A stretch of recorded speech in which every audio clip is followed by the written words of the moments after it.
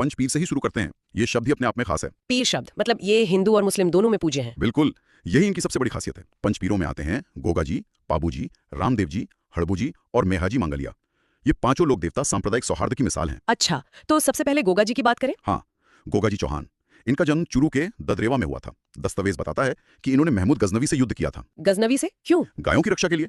और सबसे दिलचस्प बात यह है कि गजनवी ने ही इनकी वीरता देखकर इन्हें जाहर पीर कहा था। जाहर पीर मतलब साक्षात देवता?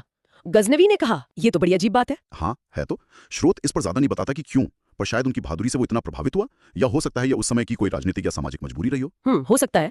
खैर, ये दिखाता है कि गोगा जी का प्रभाव कितना जबरदस्त रहा होगा। बिल्कुल। और युद्ध में जब वो वीरगति को प्राप्त हुए तो कहते हैं उनका सिर गिरा ददरेवा में, जिसे शीशमेड़ी कहते हैं, और धड़ गिरा गोगामेड़ी हनुमानगढ़ में, वो धुरमेड़ी कहलाती है। और इनकी पूजा क्यों होती है? मतलब किसान और सर्पदंश का जिक्र है। हाँ, किसान अच्छी फसल के लिए और लोग सर्पदंश से बचने के लिए इनकी पूजा करते हैं। इनके थान अक्सर खेजड़ी के पेड़ के नीचे मिलते हैं। खेजड़ी तो वैसे भी राजस्थान में बहुत महत्वपूर्ण है। वही तो। और गोगामेड़ी में जो इनका मंदिर है वो थोड़ा मकबरे जैसा बना है। कहते हैं दरवाजे पर बिस्मिल्लाह भी लिखा है। ये हिंदू मुस्लिम एकता का सीधा प्रतीक है। कमाल है। गोगा जी की तरह ही क्या पाबू जी की कहानी में भी रक्षा और वचन का महत्व है? स्रोत कहता है वो ऊंटों के देवता हैं। हाँ बिल्कुल। पाबूजी राठौड़ जन्म हुआ कोलूमंड में, जोधपुर के पास। उन्हें मारवाड़ में सबसे पहले ऊंट लाने का श्रेय दिया जाता है। अच्छा, तो रेगिस्तान में ऊंट लाने वाले देवता बन गए। हाँ जाहिर है, ऊंट तो रेगिस्तान का जहाज है। इसीलिए जो ऊंट पालने वाली रायका या रैबारी जाति है वो इन्हें अपना आराध्य देव मानती है। और उनकी कहानी का वो हिस्सा जहाँ वो शादी के फेरों से उठकर चले गए थे। उफ, वो तो गजब है। वो उनकी वचनबद्धता दिखाता है। उन्होंने देवलचारणी नाम की एक महिला को वचन दिया था कि वो उसकी गायों की रक्षा करेंगे। हाँ। तो जब उनके अपने बहनोई जिंदराव खींची वो गायें ले गए तो बाबूजी अपनी शादी के फेरे बीच में छोड़कर चले गए। युद्ध किया और वीर गति पाई। मतलब वचन निभाना अपनी शादी से भी ज्यादा जरूरी था। बिल्कुल। उस जमाने में वचन का मान बहुत ज्यादा था। उनकी घोड़ी केसर कालमी और उनकी बाईं और झुकी हुई पाग ये उनकी पहचान बन गई। और पाबूजी की फड़ भी तो बहुत मशहूर है। हाँ, बाबूजी की फड़ तो राजस्थानी लोक कला का शानदार नमूना है। भोपा लोग होते हैं वो रावण हत्था बजाते हुए इसे गाकर सुनाते हैं। रावण हत्था वो कैसा वाद्य होता है? वो नारियल की कटोरी पर चमड़ा मड़कर उसमें बांस लगाकर बनाया जाता है, तार लगे होते हैं। उसे पाबूजी की पूरी कहानी कहते हैं।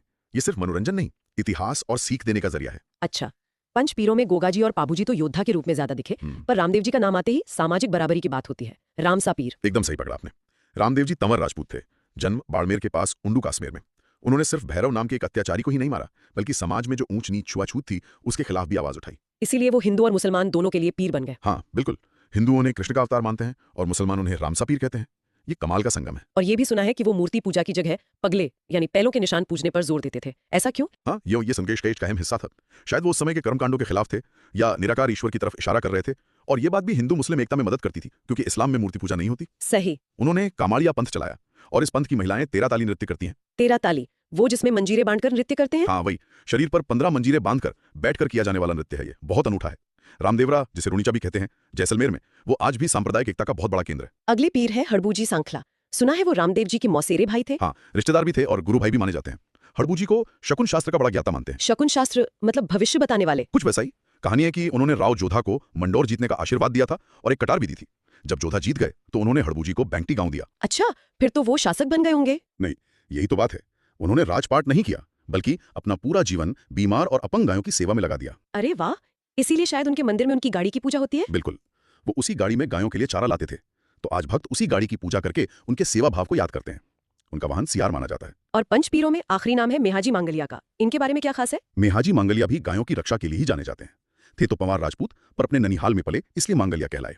उन्होंने जैसलमेर के राणंगदेव भाटी से लड़ते हुए जान दी थी। अच्छा, इनका मुख्य मंदिर बापिनी में है और घोड़ा किरण काबरा। हाँ, और इनके बारे में एक थोड़ी अनोखी बात यह है कि इनके जो पुजारी होते हैं भोपा, उनमें वंश आगे नहीं बढ़ता।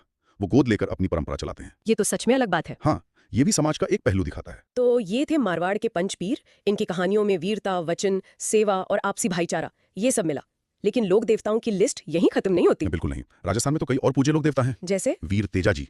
उनका नाम आते ही मुझे तो वो वचन निभाने वाली कहानी याद आती है। हाँ, तेजाजी जाट समुदाय के मुख्य आराध्य देव हैं। जन्म नागौर के खडनाल में हुआ और उनकी कहानी तो वाकई वचन के लिए जान देने की मिसाल है। तो वो जब अपनी पत्नी को लेने जा रहे थे और रास्ते में लाछा गुजरी मिली। हाँ, और उन्होंने लाछा गुजरी की गायों को बचाने का वचन दे दिया। फिर रास्ते में एक सांप मिला जो जल रहा था। तेजाजी ने उसे बचा लिया। लेकिन सांप ने कहा कि वो उन्हें डसेगा। वही तो अजीब बात है। तेजाजी ने कहा ठीक है, डस लेना, पर पहले मुझे लाछा की गाय छुड़ाने दो। मैं वचन देकर आया हूँ, मैं वापस आऊंगा। और वो वापस गए युद्ध के बाद। हाँ, सोचिए, लुटेरों से भयानक युद्ध हुआ, पूरा शरीर घायल हो गया, कोई जगह बची नहीं। फिर भी वो वचन निभाने उस सांप के पास पहुंचे, और जब सांप को डसने की जगह नहीं मिली तो उन्होंने अपनी जीभ आगे कर दी। रोंगटे खड़े हो गए। ये तो कल्पना से परे है। इसीलिए तेजाजी को धौलिया वीर कहते हैं। और काला और बाला के देवता भी। काला मतलब सांप और बाला मतलब नारू रोग या दूसरी बीमारियां। वो खेती के देवता भी माने जाते हैं। हाँ, किसान हल चलाते वक्त उनके गीत गाते हैं। बिल्कुल। उनकी घोड़ी लीलण या सिंगारी भी बहुत मशहूर है।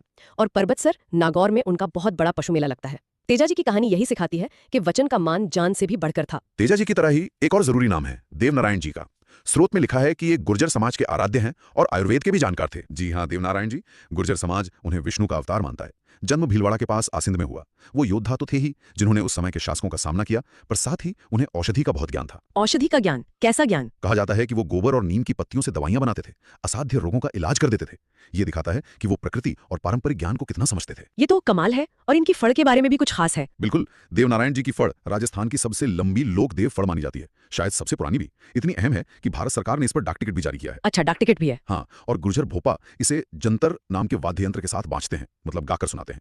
इनके कई मुख्य पूजा स्थल हैं, जैसे आसिंद, देवमाली, देवधाम जोधपुरिया। आज भी बहुत मान्यता है। एक और जिक्र है वीर कल्लाजी राठौड़ का, जिन्हें 4 हाथों वाला देवता कहा गया। ये कहानी क्या है? वीर कल्लाजी राठौड़ की कहानी भी अद्भुत वीरता की है। वो मेड़ता के जयमल राठौड़ के भतीजे थे, मीराबाई के भी रिश्तेदार थे। मीराबाई के? अच्छा। हाँ। तो जब अकबर ने चित्तौड़ पर हमला किया, 1567-68 की बात है ये, तब युद्ध में उनके चाचा जयमल घायल हो गए, चल नहीं पा रहे थे। तब कल्लाजी ने उन्हें अपने कंधों पर बिठा लिया। अब सोचिए, नीचे कल्लाजी 2 तलवारें चला रहे हैं, ऊपर कंधे पर बैठे जयमल 2 तलवारें चला रहे हैं। अरे, तो देखने वालों को लगा होगा जैसे 4 हाथों वाला कोई लड़ रहा है। बिल्कुल, इसीलिए उन्हें 4 हाथों वाला देवता कहा जाने लगा। उन्हें कहर, कल्याण भी कहते हैं। चाचा भतीजा दोनों उस युद्ध में वीर गति को प्राप्त हुए। ये तो सच में अद्भुत शौर्य था। हाँ, और कल्लाजी को शेषनाग का अवतार भी मानते हैं। भूत प्रेत बाधा या दूसरी बीमारियों के इलाज के लिए भी लोग उनकी पूजा करते हैं। उनकी मुख्य गद्दी रुंडेला या रनेला में है। तो ये थे कुछ रक्षक और आरोग्यदाता देवता। अब कुछ ऐसे लोग देवताओं की बात करते हैं जिनका ताल्लुक किसी खास इलाके या काम से ज्यादा है, जैसे मल्लीनाथ जी और उनका पशु मेला। हाँ, मल्लीनाथ जी। वो पहले मारवाड़ के शासक थे, लेकिन बाद में संत बन गए। उनकी पत्नी रूपांदे की भी पूजा होती है। उन्होंने बाहरी हमलावरों को हराया था, पर फिर अध्यात्म की ओर मुड़ गए। और तिलवाड़ा का मेला उन्हीं की याद में लगता है? जी, तिलवाड़ा बाड़मेर में लूनी नदी के किनारे चैत्र महीने में लगता है। कहते हैं ये राजस्थान का सबसे बड़ा और शायद सबसे पुराना पशु मेला है।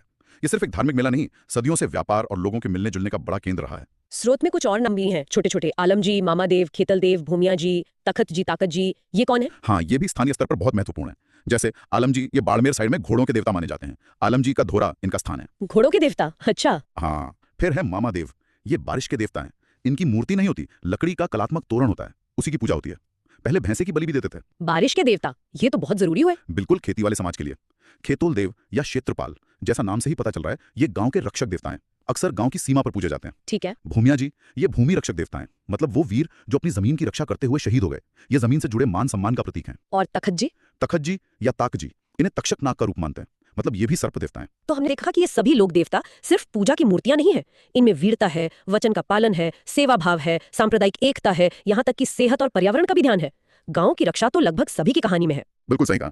ये कहानियां इतिहास और किंवदंतियों का मिश्रण है, पर इनका जो मूल संदेश है वो आज भी उतना ही मायने रखता है। ये पीढ़ी दर पीढ़ी समाज को कुछ ना कुछ सिखाती आई हैं। और ये भी देखा कि कैसे अलग अलग समाज, जैसे जाट, गुर्जर, रेबारी, अपने खास देवताओं से जुड़े हैं।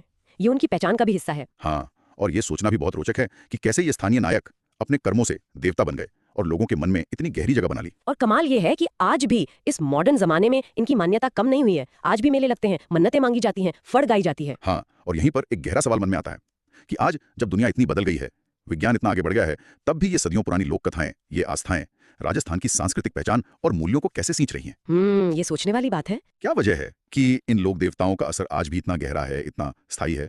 ये सिर्फ गुजरे वक्त की बात नहीं, ये आज के समाज को समझने की भी एक चाबी हो सकती है। इस पे जरूर सोचना चाहिए।